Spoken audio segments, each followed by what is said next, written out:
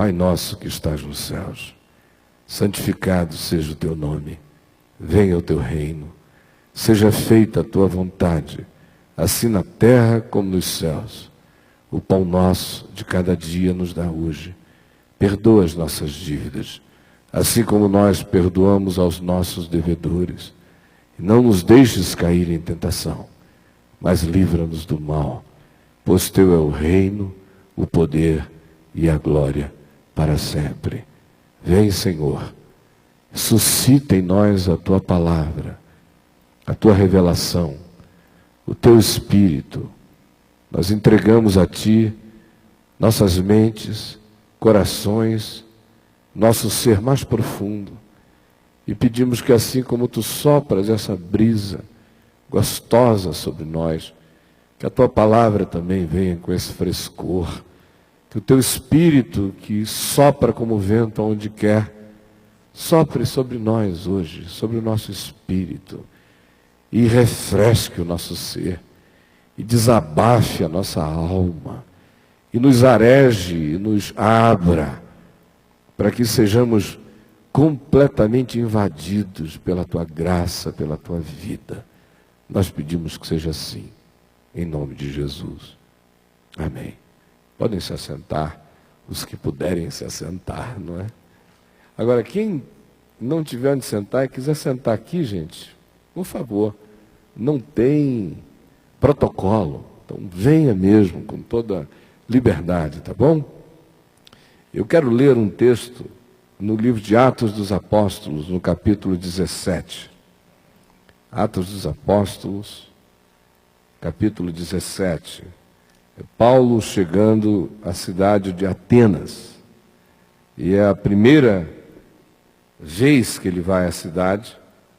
Ele a desconhecia do ponto de vista da visitação. Ele só sabia de Atenas porque era impossível existir naqueles dias e não se saber profundamente de Atenas e do que lá se produzia já há séculos.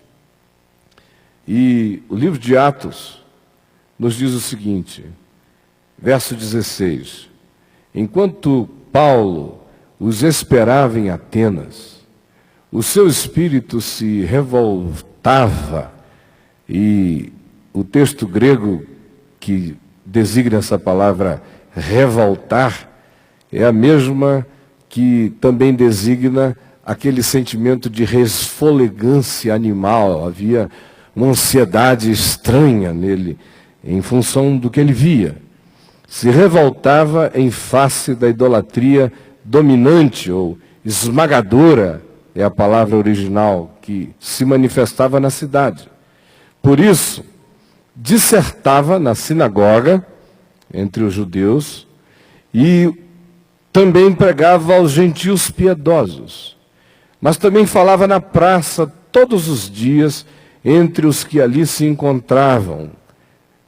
E alguns dos filósofos epicureus e estoicos contendiam com ele, havendo quem perguntasse: que quer dizer esse tagarela?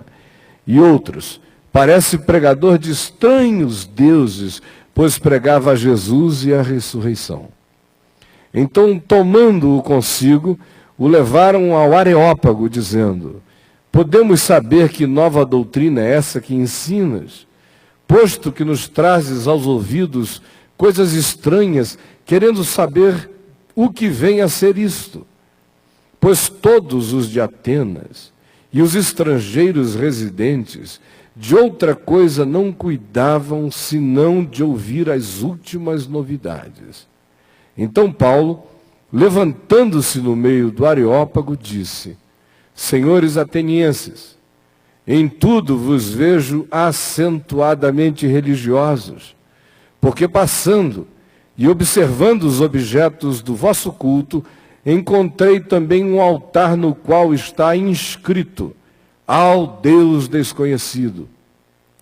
Pois é esse que adorais sem conhecer, precisamente aquele a quem eu vos anuncio, o Deus que fez o mundo e tudo que nele existe, sendo ele Senhor, não habita em santuário feitos por mãos humanas, nem é servido por mãos humanas, como se de alguma coisa precisasse, pois ele mesmo é quem a todos dá vida, respiração e tudo mais.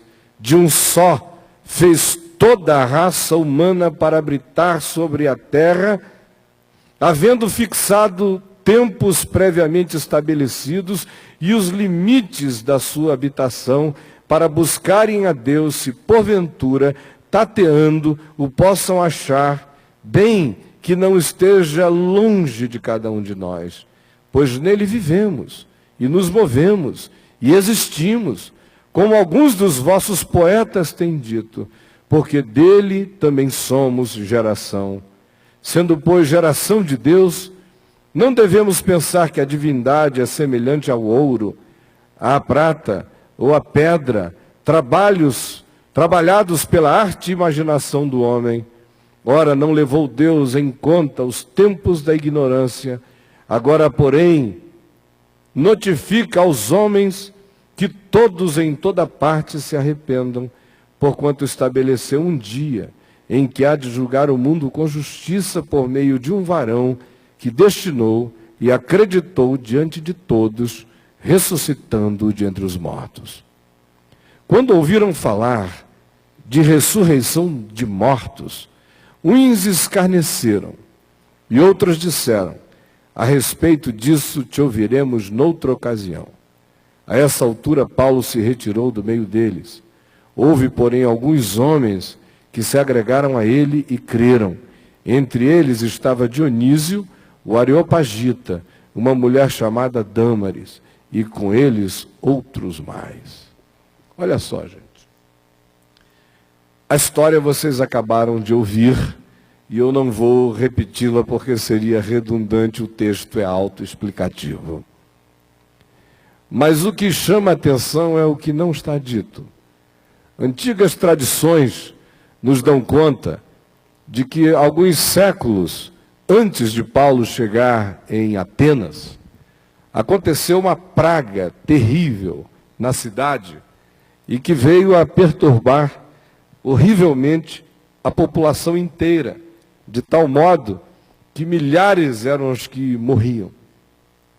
E a mortandade graçando, os sacerdotes foram todos convocados para explicar o morticínio, num lugar carregado de um imaginário totalmente tomado por figuras divinas, por uma quantidade enorme de divindades, todos eles ligados em fé a um panteão enorme de alternativas divinas, queriam saber qual era o Deus enraivecido e cuja ira precisava ser aplacada para que aquela desgraça fosse ali estancada.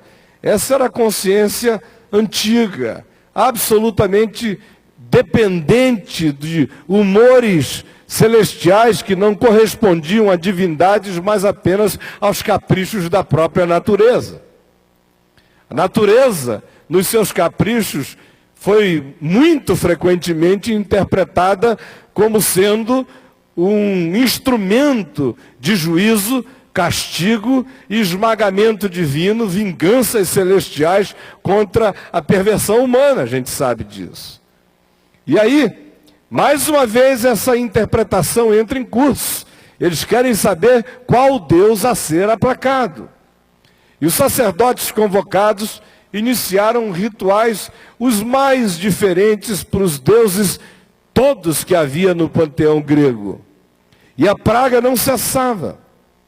E depois de tentativas muitas e intensas, eles pararam embasbacados, perplexos, impotentes, frustrados, sem ter o que dizer, e disseram à população: deve ser um Deus que a gente não conhece, que está fazendo isso. Um Deus que não consta no nosso panteão. Provavelmente um maior do que todos esses que nós conhecemos. Por que nós não oferecemos um sacrifício aqui no panteão a esse Deus que nós não sabemos o nome, mas que certamente está sobre todos os deuses, pedindo a ele que faça cessar a praga. E assim foi feito. E a praga cessou.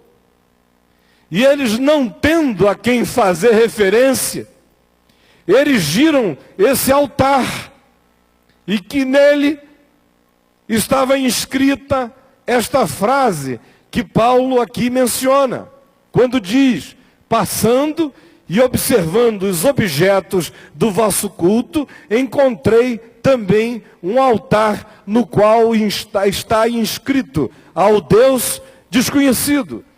Pois é precisamente esse que adorais sem conhecer, aquele que eu vos anuncio.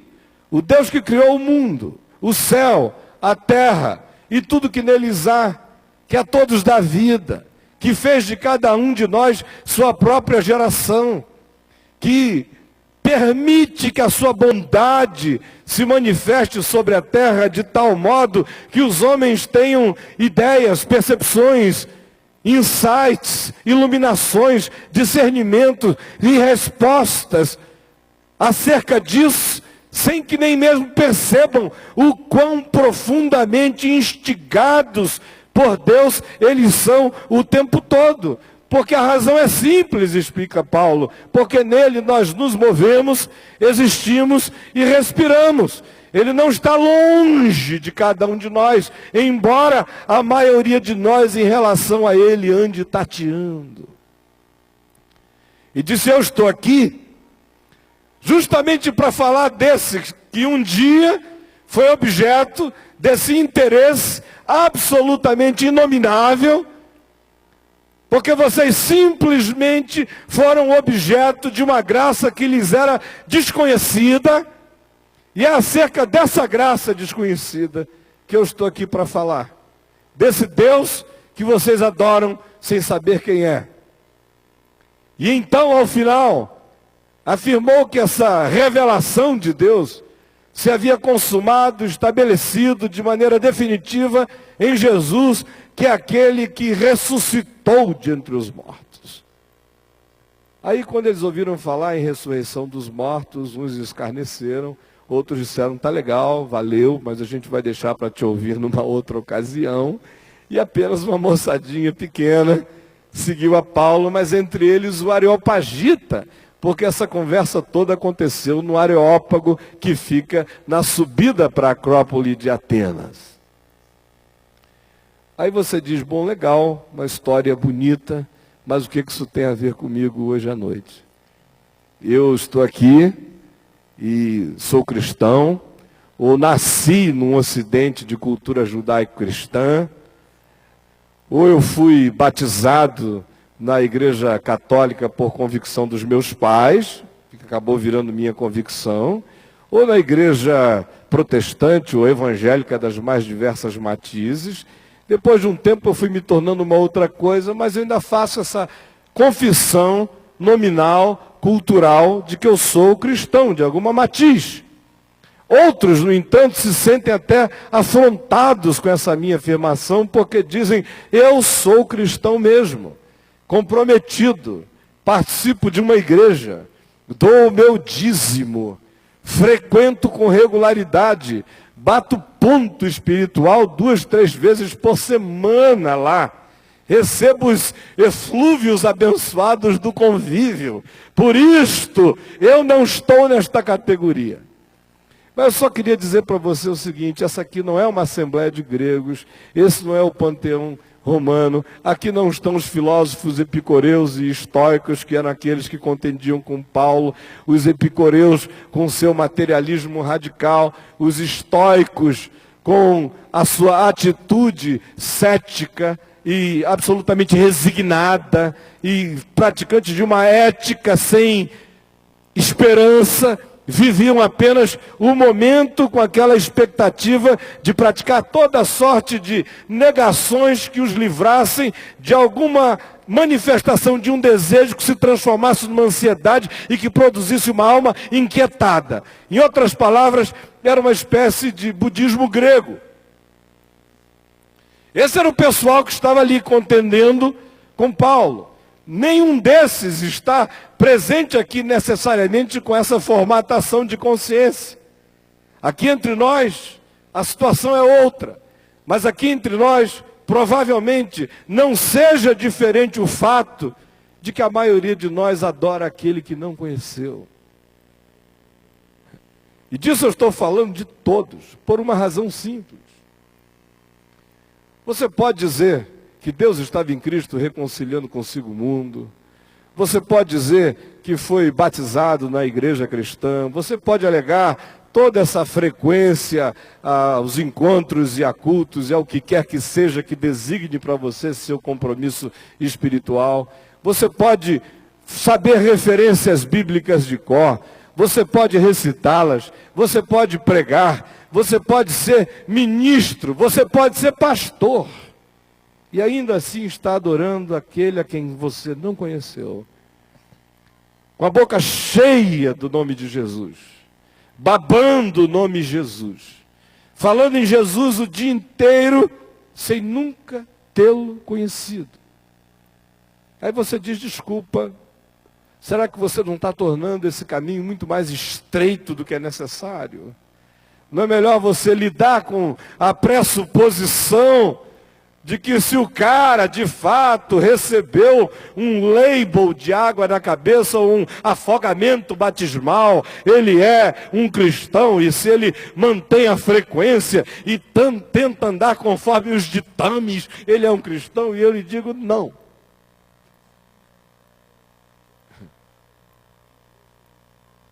Não.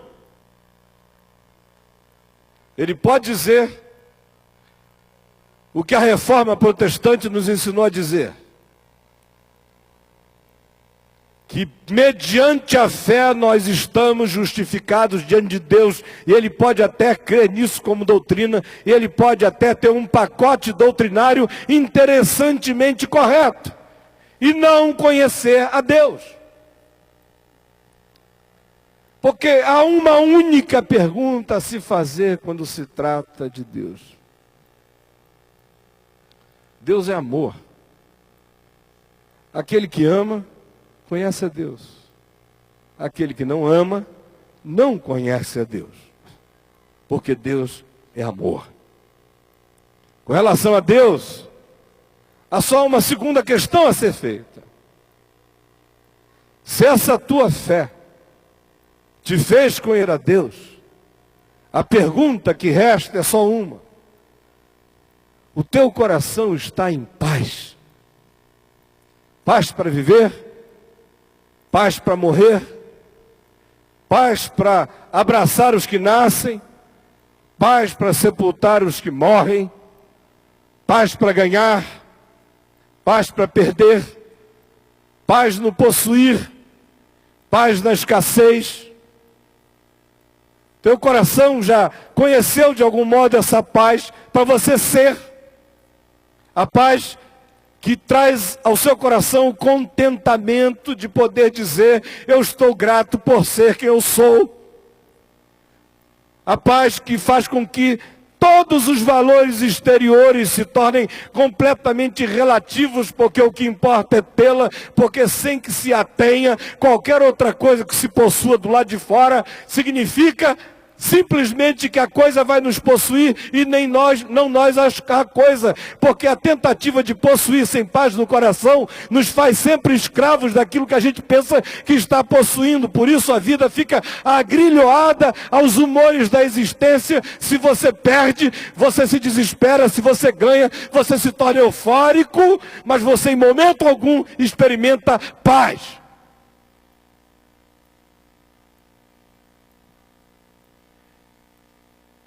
É esse que adorais se conhecer, aquele que precisamente eu vos anuncio. Esse em quem nós nos movemos e respiramos. Eu não acredito, nunca mais na minha vida acreditarei em qualquer manifestação dita do Evangelho que não traga pacificação para o coração humano. Você pode me apresentar todas as doutrinas, todas as formulações, todas as confissões, todos os credos, todos os arrazoados externos. Mas se o seu coração não tiver descansado e serenado, eu lhe digo, você não conheceu ainda Deus. Com isso eu não estou falando que nós temos que nos tornar zen. Com isso eu não estou propondo desenervamento do nosso ser. Com isso não estou dizendo que a alma não tenha agitações contingenciais e normais da vida. Com isso eu não estou dizendo que é necessário que a gente responda à existência com propriedade, chore com os que chorem, alegre-se com os que se alegram. As contingências da vida continuam a ser contingências da vida, todavia, para além de toda a circunstancialidade, a promessa é que haverá em nós uma paz que excede a todo entendimento. E mais do que isso, de que essa paz é resultado da consciência do amor de Deus e do encontro com Ele. E essa consciência é fruto de uma convicção em fé, e que se instala em nós como um bem existencial, e que se estriba em realidades simples, como essa declarada pelo próprio Paulo. Porque eu estou bem certo de que nem vida, nem morte, nem coisas do presente, nem do porvir, nem altura, nem profundidade, e nem qualquer outra criatura poderá separar-nos do amor de Deus que está em Cristo Jesus, o nosso Senhor. O coração creu nisto, mergulha nisto, experimenta isso, prova isto. Uma paz absolutamente extraordinária e ultra circunstancial habita a gente, mesmo quando a gente está ansioso por alguma coisa que aconteceu no imediato da existência. Mas lá no fundo, você se sente ancorado a alguma coisa poderosa.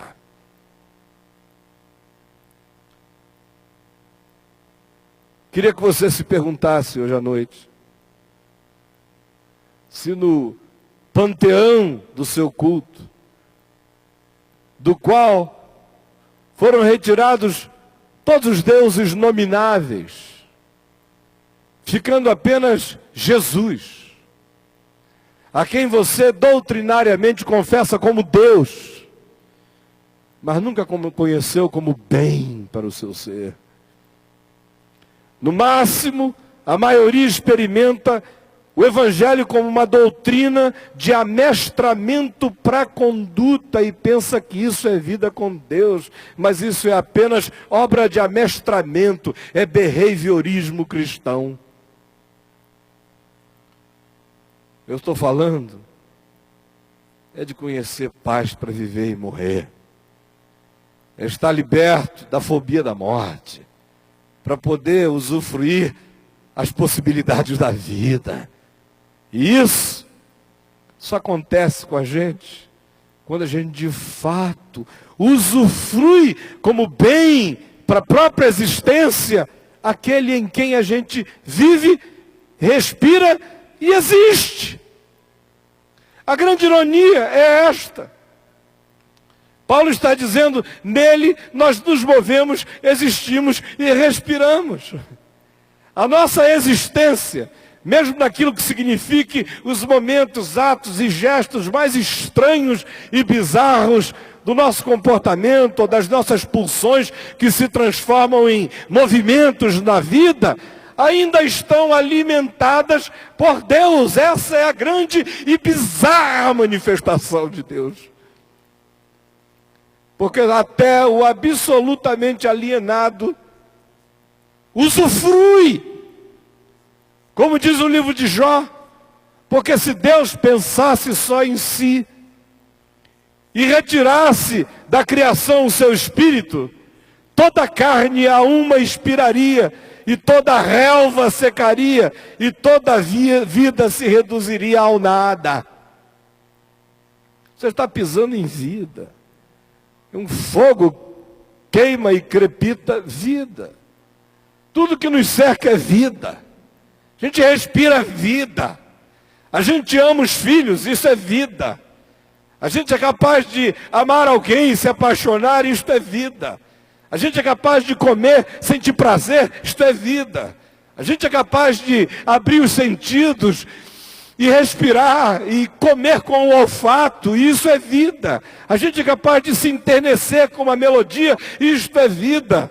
A gente é capaz de gostar do sabor de um beijo, isto é vida. A gente é capaz de se solidarizar com a dor do outro, isto é vida. E isso tudo só é possível em Deus, de modo que a gente come Deus, vive Deus, experimenta Deus o dia inteiro, apenas não conhece a Deus.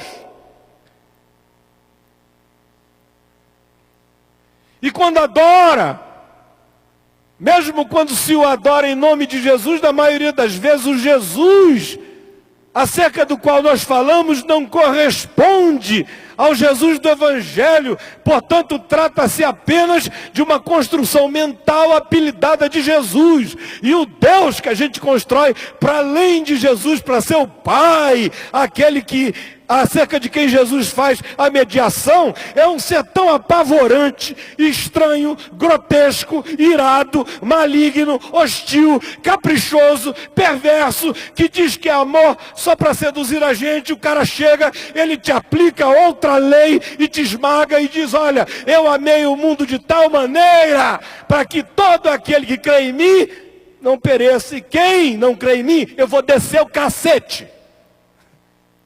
Esse é o amor de Deus.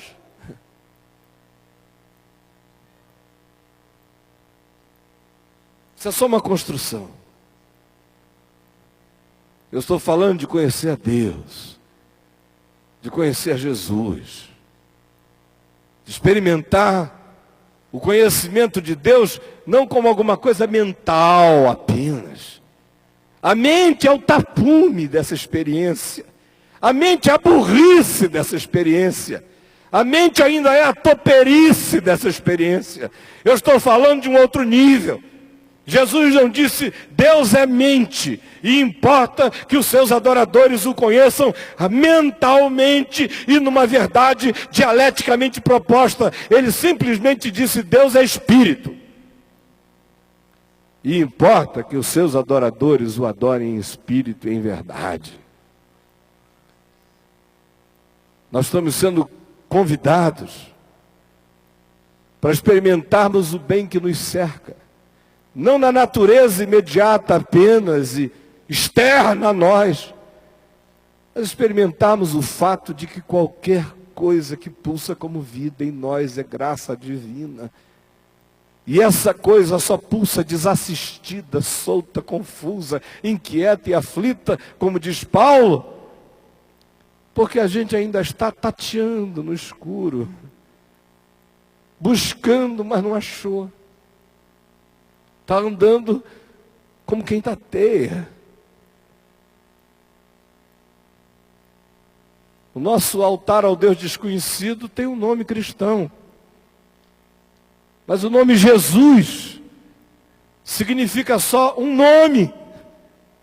Se o nome Jesus não corresponder a quem Jesus é. Você pode até botar escrito no altar Jesus com neon. Mas se isso não se traduzir em paz, em abraço do amor de Deus, em tranquilidade interior, resultado da consciência de que você está nele e é nele, e que o amor dele habita a sua vida, você nunca vai poder experimentar esse em quem você vive, se move, respira e existe, como um bem para a sua existência. Ao contrário, você vai viver a vida tateando, ainda que seja tateando em nome de Jesus. O que ele disse aos gregos foi isso. Eu não tenho a menor dúvida que se Paulo chegasse hoje para os cristãos brasileiros, ele iria dizer outra coisa. Passei e observei uma quantidade enorme de igrejas, e de portas abertas, e de cultos cheios de gestuais, e de aeróbicas de canções movimentadas. Participei e vi quantidade enorme de programas que há nos canais de televisão de vocês. Passei e vi como vocês usam o nome de Jesus e não conheceram a Jesus. Como vocês, em nome de Jesus, oferecem a Deus como um pacote para compra e venda. Como vocês fizeram negócio da fé. Como vocês têm o nome de Jesus e não conhecem a Deus. Entre nós, ele iria dizer o oposto. Passei e vi que vocês sabem o nome daquele em quem Deus se revelou, só não o experimentaram como Deus para vocês em graça. Só não experimentaram como amor. Esse é quem vocês pensam que conhecem e a quem atribuem todas as qualificações perniciosas de uma divindade caprichosa, que barganha, que é hostil. Não é aquele acerca de quem eu vos anuncio. Aquele acerca de quem eu vos anuncio é misericórdia, é graça, é convite permanente para o indivíduo mergulhar na confiança, crer de todo o coração que não há mais nenhuma ruptura, nenhuma interrupção, nenhum abismo, nenhum gap entre nós e Deus, porque em Cristo Deus se reconciliou com a humanidade é que não está sabendo ainda. A maioria de nós sabe disso como uma informação, a gente precisa experimentar isso agora como um benefício.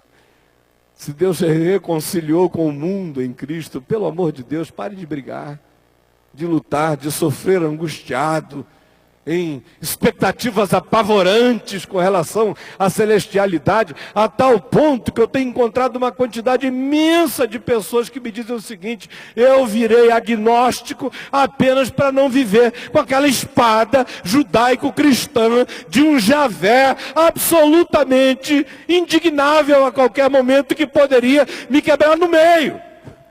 Aí o cara diz para eu não ficar neurótico, a psicanálise me aconselhou a esquecer isso. E quando eles me perguntam o que é que eu acho, eu digo, está certo. Porque esse aí é o diabo. Não é esse aquele a quem eu vos anuncio. O que eu vos anuncio está reconciliado com o mundo. E quer que todo homem, em toda parte, se arrependa. Se arrependa do seu endurecimento, do seu entupimento. Mude de mente. Entenda que Deus não pode estar confinado a coisas, a ouro, a prata, a fetiche, a trocas, a barganhas, a altares, a sacrifícios, a coisas imantadas. Ele quer ser aquele que Ele é. Ele quer apenas que a gente o conheça desse modo. A gente vive, existe, respira nele. Ele quer agora apenas que nós que usufruímos isto como bem natural, usufruamos essa graça como bem espiritual. Ele quer que o benefício espiritual seja tão natural como respirar. Que experimentar a confiança nele seja absolutamente mais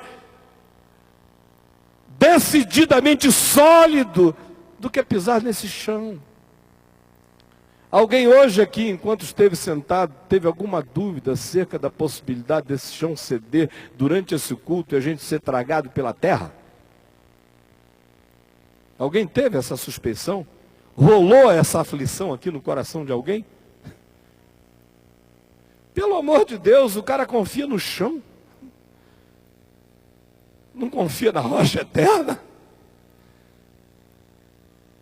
Alguém hoje aqui teve algum tipo de agorafobia?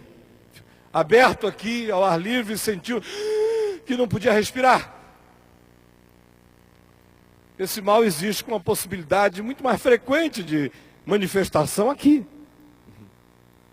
Mas ninguém teve. Até porque aqueles que têm dificilmente teriam aceito o convite para vir aqui, a gente tem que visitá-los em casa. Até que eles fiquem libertos dessa aflição para poderem vir para qualquer ambiente. Mas essa suspeição não lhe passou pelo coração. Eu estou respirando cheiro desse querosene, É querosene de avião? O Wellington estava ali que não podia nem ser abraçado. Eu quis dar um abraço nele e disse, não, por favor, porque eu estou cheirando a querosene. É querosene, Wellington? Não é churrasco, é querosene, mas eu estou sentindo. Eu não tive hoje aqui nenhum problema em relação à suspeição de que eu não pudesse dar a seguinte respiração ou dizer a outra palavra. Porque eu carrego dentro de mim, de maneira instintual, a confiança de que essas coisas, estatisticamente falando, não devem acontecer desse modo. E eu sou aquele que não posso acrescentar um côvado, 1 metro, meio metro ao curso da minha existência. E tem essa confiança.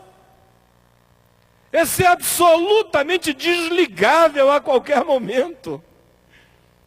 Um extrasístolezinho aqui, rapidinho, podia deflagrar, não a minha fibrilação atrial, mas quem sabe a ventricular, que graças a Deus eu nunca tive. E podia ser fatal.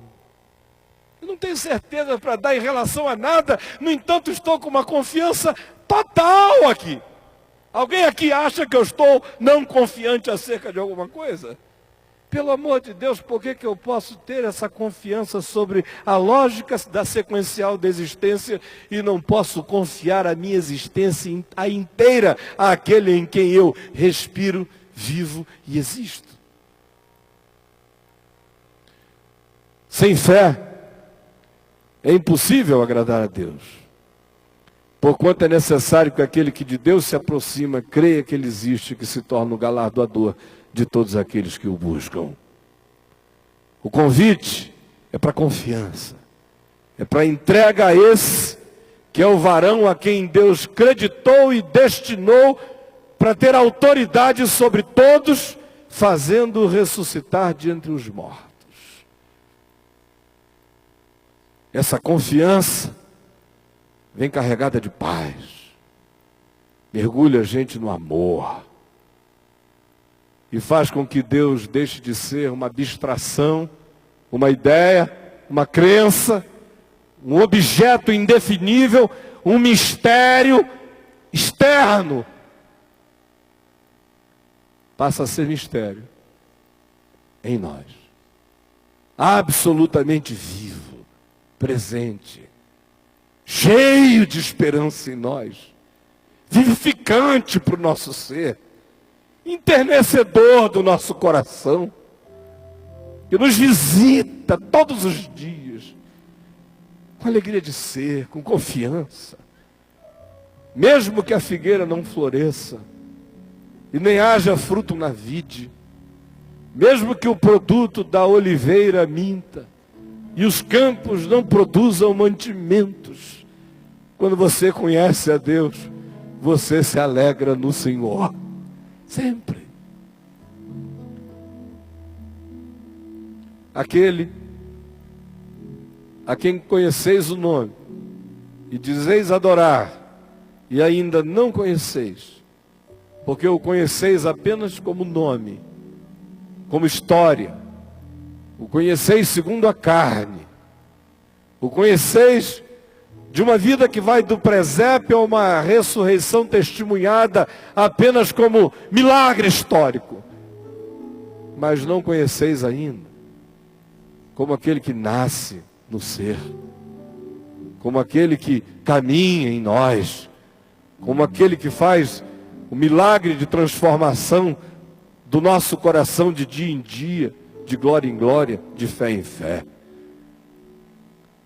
E que opera em nós, não a crucificação, mas o bem da cruz, que é perdão para os pecados, que é paz com Deus, que é descanso no ser, que é certeza de reconciliação, que opera não diante dos nossos olhos a ressurreição, sempre outra vez para nos convencer factualmente da sua realidade. Ao contrário, ressuscitou apenas uma vez e derrama sobre nós o espírito da ressurreição, para que não vivamos apenas da memória do fato, mas experimentemos o poder do fator da ressurreição em nós, levantando-nos da morte,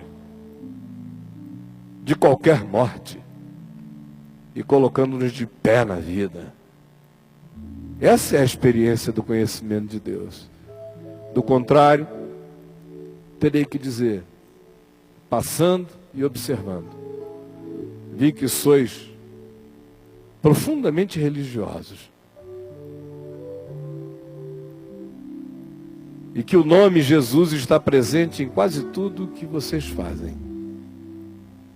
Mas eu verifico que conquanto haja sinos e torres e cruzes e templos e oferendas cristãs e um massacre marqueteiro do nome de Deus, todavia vocês não o conhecem, porque eu não vejo na vida de vocês paz, mas angústia, unidade, mas sim facção.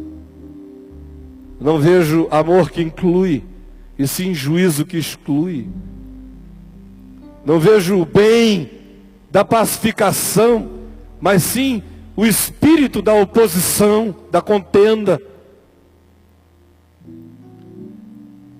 Então vocês usam o nome de Jesus, mas não o conhecem. Porque o conhecimento de Jesus não se traduz em nenhuma dessas coisas.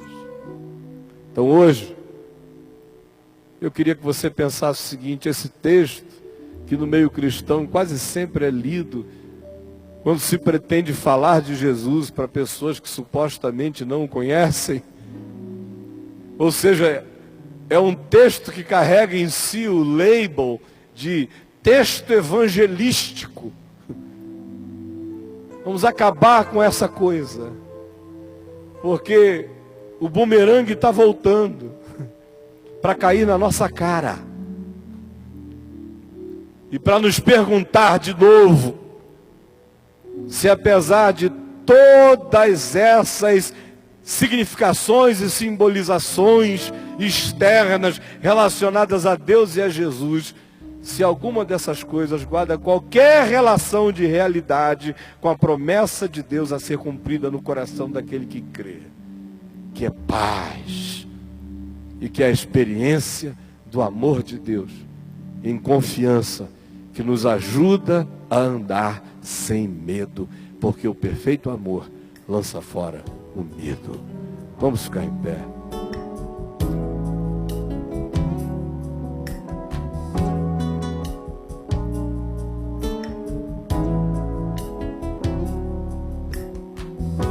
Vamos orar. Ó Pai, Pai amado, Criador de todos nós, que amas a cada pessoa aqui, e em toda a face da terra, nas ilhas longínquas, no Himalaia distante, no Tibete, no Punjab, na Índia, na China, na faixa de Gaza, em Israel, nas metrópoles europeias, na América do Norte, em todos os cantos da terra, aqui entre nós, nos palácios e nas favelas, aqui entre nós, nas casas enlutadas e nas casas felizes por filhos que nasceram. Tu que nos amas a todos nós e que não traçaste um caminho único para ser palmilhado por cada um de nós, porque tu nos fizeste singulares. Por isso Jesus é o caminho, mas cada um de nós faz o nosso caminho nele. Por favor, abre o nosso coração, para que a gente não se torne pior do que aqueles gregos que apenas adoravam a quem não conheciam. A gente deixa de adorar aquele a quem a gente diz que conhece. Salva-nos desse estado muito pior, que gera só jactância, arrogância, empedramento do coração, religião, mas não produz a vida de Deus em nós. Por favor, salva-nos do cristianismo para que a gente se encontre com Jesus. Salva-nos da das doenças da religião evangélica, para que a gente encontre o Evangelho. Salva-nos das nossas arrogâncias de cultura cristã, para que a gente encontre a simplicidade do teu reino. Salva-nos desse carnaval de doutrinas, de falsas promessas, de falácias tatuadas com o nome de Jesus. E ajuda-nos a experimentar o conhecimento de Deus, do secreto, do quarto, da vida, do coração, da mente, da alma, do espírito, para que nós não te levemos apenas nos lábios, enquanto o nosso coração está longe de ti. Por favor, realiza esse bem em cada um de nós. Transforma isso, não na doutrina da justificação, mas no resultado dela, na pacificação do coração. Salva-nos de ficar dizendo que Deus é amor e negando isso quando não acreditamos no amor de Deus, porque não descansamos no amor de Deus. Por favor, transforma toda essa falação, toda essa verborragia, todo esse doutrinarismo, toda essa estereotipação religiosa em verdade. Salva-nos dessa coisa e ajuda-nos a experimentar a genuinidade de Deus em nós. Eu sei que isso está acontecendo no coração de muitos, e que isso vai crescentemente acontecer no coração de milhares e de milhões, porque eu sei que nesses últimos dias o teu Espírito vai ser derramado sobre toda a carne, e até mesmo sobre aqueles que se dizem teus servos e tuas servas. Até nós vamos profetizar e sonhar, porque nós somos sempre os mais resistentes. Justamente nós que dizemos te servir, somos sempre os últimos a entender, a discernir, a compreender, a crer e a abraçar. Salva-nos desse karma maligno, de ficarmos o tempo todo com teu nome na boca, sem a experiência do teu amor no coração. Eu sei que o Espírito Santo está fazendo algo aqui entre nós, no coração de muitos. Eu creio, por isso é que eu falo, em nome de Jesus. Amém e amém. Senhor, tu me sondas, me conheces, sabes quando assento e levanto. Esquadrinhas meu andar, meu deitar, conheces todos os meus caminhos. Ainda a palavra não me chegou à boca, e tu já conheces, Senhor.